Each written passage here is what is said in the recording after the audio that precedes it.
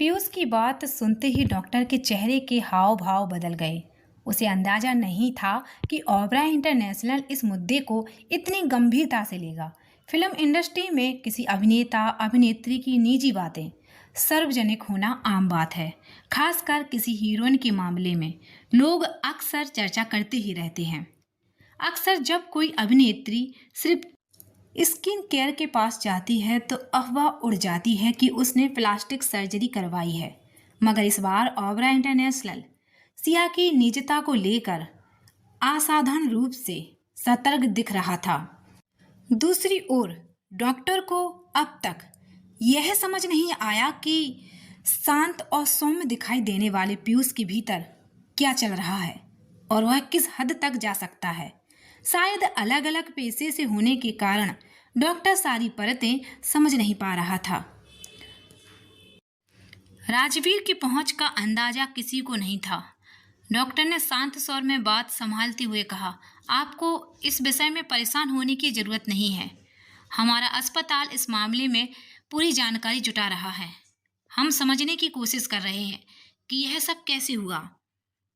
सबका यही मानना था कि ऐसा अचानक होना असामान्य है। इस दौरान किसी ने सिया का पीछा किया हो या उसकी जानकारी के बिना कुछ रिपोर्ट बनाई हो, ऐसा कोई पुख्ता प्रमाण नहीं था। डॉक्टर ने कहा, हम रिपोर्ट की गहराई से जांच कर रहे हैं। हालांकि रिपोर्ट्स पर किसी ने हस्ताक्षर नहीं किए हैं, लेकिन हम सही तत्वों तक पहुंचने की कोशिश कर रहे हैं और जल्द ही इसका आधिकारिक जवाब भी देंगे। पीयूष ने अपने गुस्से को शांत रखने की पूरी कोशिश की। वह डॉक्टर के सामने संयमित ढंग से पेश आया और बोला, ठीक है, मुझे उम्मीद है कि आप लोग जल्द से जल्द इसकी सच्चाई सामने लाएंगे, क्योंकि इससे न सिर्फ सिया की छवि पर असर पड़ रहा है, बल्कि हम सबकी प्रतिष्ठा भी जुड़ी हुई है। डॉक्टर से बात पूरी करने के बाद पीयूष उस कैबिन से बाहर आ गया। इस दौरान पीयूष ने अस्पताल के कोने कोने में अपने भरोसेमंद लोगों को तैनात कर दिया था। अब वह कोई भी जोखिम नहीं लेना चाहता था। पीयूष जैसे ही कैबिन से बाहर निकला, डॉक्टर ने तुरंत फोन उठाकर समीरा को कॉल किया। कॉल रिसीव होते ही डॉक्टर ने गंभीर लहजे में कहा, हमारा काम पूरा हो चुका है, लेकिन कुछ बातें अभी भी योजना के अनुसार नहीं हो रही हैं। अब मुझे तुमसे मिलना जरूरी है। अगर कुछ गलत हुआ तो मैं अकेले इसका जिम्मा नहीं ले सकती। इसलिए यह जानना जरूरी है कि तुम अपने काम को लेकर कितनी गंभीर हो, और अगर काम पूरा होने के बाद तुम अपनी बात से मुकर गई तो मुझे बड़ा नुकसान उठाना पड़ेगा। इसलिए मुझे बताओ, कहाँ मिल सकती हो। इस समय समीरा डॉक्टर से नहीं मिलना चाहती थी, इसलिए उसने बात को टालते हुए जवाब दिया, इसकी अभी कोई ज़रूरत नहीं है। अब अपने काम पर ध्यान दो। डॉक्टर को राजवीर की पहुंच का अंदाजा भले ना हो, लेकिन इतना वह जरूर जानती थी कि वह एक प्रभावशाली व्यक्ति है और उससे टकराना आसान नहीं। इसलिए डॉक्टर ने शांत रहते हुए कहा, अगर आपके पास मुझसे मिलने का समय नहीं है तो बेहतर होगा कि आप अपने काम के लिए किसी और को देखो। मैं बिना सुरक्षा के किसी भी जोखिम में नहीं पड़ सकती। मैं अपना पूरा करियर किसी खतरे में नहीं डाल सकती। डॉक्टर की बात सुनकर समीरा के चेहरे पर नाराजगी साफ दिख रही थी। उसे लग रहा था कि डॉक्टर कहीं पलटी ना मार दे और अपनी जिम्मेदारी से पीछे ना हट जाए। यह पूरा प्लान बिल्कुल सटीक नहीं चल रहा था।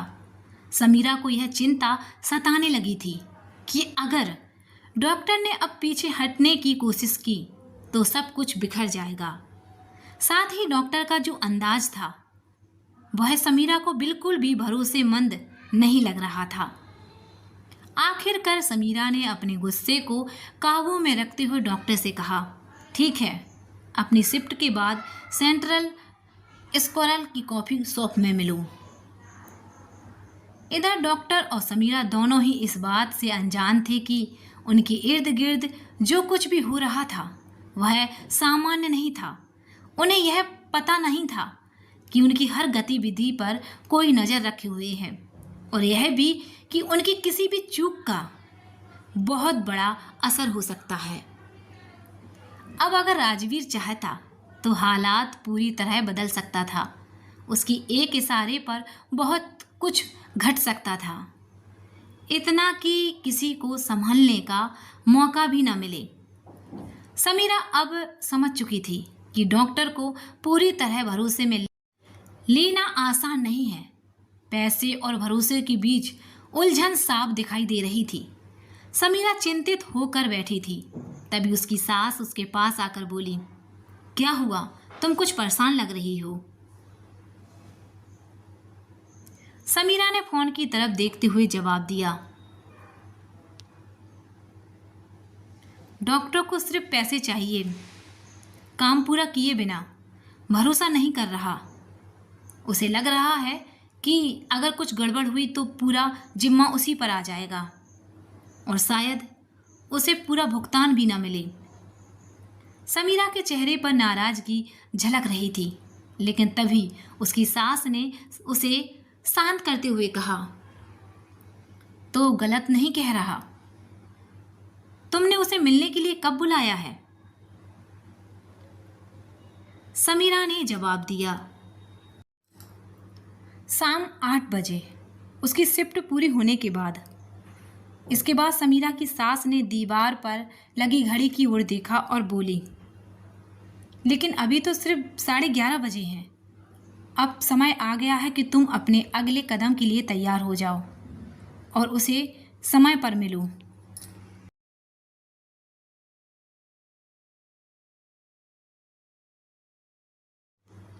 और अगर तुम्हारी हालत देखकर सिंघानिया हाउस वाले वापस तुम्हें बुला लें तो इसके बाद पैसों का इंतजाम भी आसानी से हो जाएगा। बस तुम्हें अपनी कुछ मीटिंग को 1 से 2 दिन के लिए टालना होगा। वैसे भी सिया की सर्जरी कब होनी है? समीरा ने जवाब दिया, डॉक्टर ने कहा है कि 3 या 4 दिनों में वह तैयार हो जाएगी।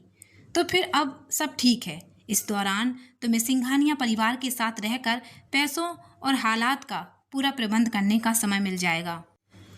इस बातचीत के साथ ही साथ बहू की योजना पूरी तरह स्पष्ट हो चुकी थी। उधर दूसरी ओर सिया और उसका परिवार कुछ दिनों के आराम के बाद फिर से अपनी दिनचर्या में लौटने लगे थे। 3 दिन की छुट्टी पूरी होने के बाद, 2 दिन मेडिकल जांच और 1 दिन आराम करने के बाद सिया आज फिर से अपने फिल्म सेट पर लौट आई थी। सिया के सेट पर लौटने के बाद हर किसी की निगाहों में उसके लिए सहानुभूति और सम्मान था। सभी उसे एक नई नज़रों से देख रहे थे। अगर उसकी जगह कोई और होता तो शायद खुद को इस हालात से दूर कर लेता, लेकिन सिया ने अपनी मजबूती और साहस से एक बार फिर खुद को साबित कर दिया था। अब जब वह सेट पर आई तो उसके चेहरे की थकान साफ नजर आ रही थी। हालांकि यह थकावट किसी बीमारी की नहीं थी, बल्कि वह कुछ ऐसे शुरुआती लक्षणों थे जो उसके स्वास्थ्य में होने वाले बदलाव की ओर इशारा कर रहे थे। उसके चेहरे की हल्की थकावट और पीठ का तनाव साफ बता रहा था कि वह खुद को पूरी तरह संभालने की कोशिश कर रही है। उधर दूसरी ओर हर कोई यह महसूस कर रहा था कि राजवीर अब भी हर कदम पर सिया के साथ खड़ा है। वह न केवल उसका हौसला बढ़ा रहा था, बल्कि उसके हर सीन और शूट के दौरान उसका पूरा ध्यान रख रहा था। वह यह सुनिश्चित कर रहा था कि सिया को कभी अकेलापन महसूस ना हो। राजवीर ने अब तक सिया की छोटी से छोटी जरूरत का ध्यान रखा था। वह हर काम में उसका साथ दे रहा था, चाहे वो प्रोफेशनल हो या निजी। सिया के काम पर लौटने की खबर से सब हैरान थे। किसी को उम्मीद नहीं थी कि वह इतनी जल्दी फिर से काम शुरू कर देगी, खासकर उस हालात के बाद जिसकी जानकारी हाल में सबको हुई थी। खैर, सिया ने खुद को संभाला और अपने काम पर लौट आई। यह देखकर श्रेयस को हैरानी हुई, लेकिन वो खुद को रोक नहीं पाया और सिया से मिलने चला आया। राजवीर को देखकर वह थोड़ा असहज महसूस कर रहा था, लेकिन वह उससे खुलकर नजरें नहीं मिला पा रहा था। राजवीर से नजरें चुराते हुए श्रेयस ने सिया से कहा, लोग तुम्हें बहुत पसंद करते हैं। तुम्हारे चाहने वालों ने तुम्हारे लिए बहुत दुआएं की हैं। अभी भी तुम्हारी खबरें हर जगह चल रही हैं, पर यहाँ पब्लिक को दूसरों की निजी जिंदगी में झांकने का बहुत समय है।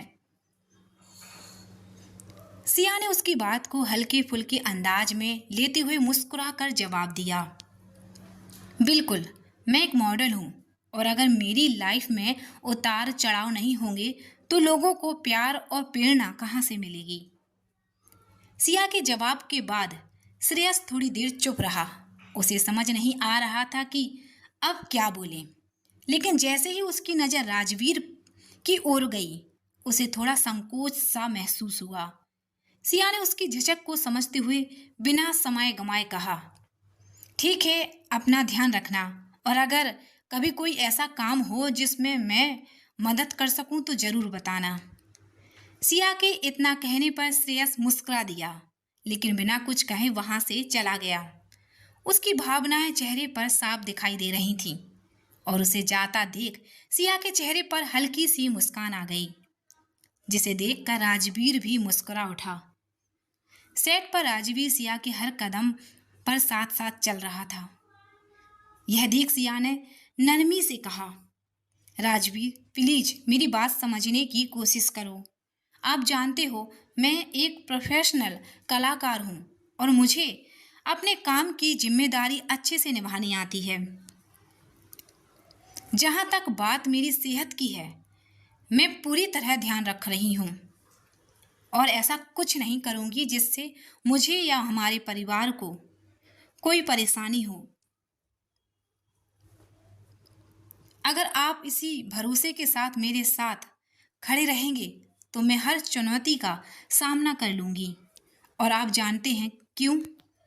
क्योंकि आप मेरे साथ हैं, सिया ने नरमी से कहा। अगर आप यहाँ हैं तो कृपया थोड़ा शांत रहिए। मैं नहीं चाहती कि यहाँ किसी के काम में कोई रुकावट आए। अगर आप यूं ही चिंता जताते रहेंगे तो कोई भी अपने काम में ठीक से मन नहीं लगा पाएगा। सिया की बात सुनकर राजवीर ने धीमे स्वर में कहा, मैं समझता हूँ, लेकिन क्या करूँ, मैं थोड़ा डर गया हूँ। सिया कुछ कहती उससे पहले ही उसे एक सीन की शूटिंग के लिए बुला लिया गया। इस समय तक सिया से ज्यादा तो डायरेक्टर ही चिंतित लग रहा था। अगर उसका बस चलता तो वो पूरी शूटिंग सिया की जगह बॉडी डबल से ही करवाता। राजवीर की उपस्थिति में एक एक करके सभी सीन शुरू हो गए। सिया ने दिन भर की शूटिंग पूरी की और जैसे ही वह फ्री हुई राजवीर उसके पास आया और सेट से सामान समेटने में मदद करने लगा। इसी बीच राजवीर ने सिया को बताया कि वे आज सिया के दादाजी से मिलने जाने वाले हैं।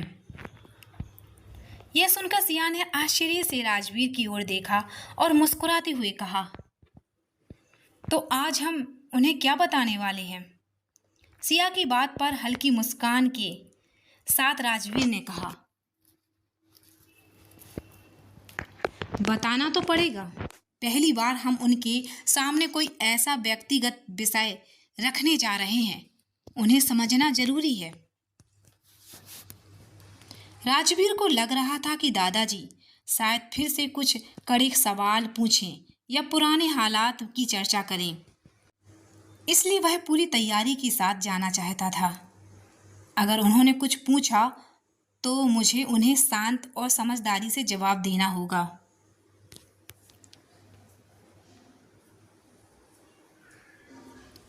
लेकिन मजे की बात यह है कि पिछली बार उन्होंने मेरी बात बीच में ही रोक दी थी। लगता है अब उन्हें सब खुद बताना होगा। राजवीर की बात पर सिया मुस्कुरा दी। उधर दूसरी ओर जब सिया की तबीयत और मेडिकल से जुड़ी बातें मीडिया में आई थी, दादाजी थोड़े गंभीर रहने लगे थे। वे किसी से कुछ कहते नहीं थे, लेकिन उनके मन में कई सवाल थे और वही राजवीर और सिया के लिए चिंता का कारण बना हुआ था। सिया के दादाजी ने कई बार इस विषय में बात करने की कोशिश की, लेकिन हमेशा जवाब अधूरा ही रहा। कोई स्पष्ट बात सामने नहीं आ पाई थी। अब सिया के दादाजी को बस यही उम्मीद थी कि सिया पूरी तरह स्वस्थ और खुश है। उन्हें लगता था कि छोटी सी बात से अगर सिया का आत्मविश्वास या करियर प्रभावित हो सकता है तो वह कभी नहीं चाहेंगे कि ऐसा हो। खानदान की विरासत को आगे बढ़ाने की जिम्मेदारी को लेकर उनका विचार स्पष्ट था। अगर उनका बेटा या बेटी इस परंपरा को अपनाएगा तभी वे संतुष्ट होंगे। लेकिन अब तक उनकी वो उम्मीदें धीरे धीरे टूट चुकी थीं। उनका वह सपना जो उन्होंने बरसों पहले देखा था अब एक अधूरी सी कहानी बनकर रह गया था। शायद यही वजह थी कि आज उनके चेहरे पर एक हल्की सी उदासी साफ देखी जा सकती थी।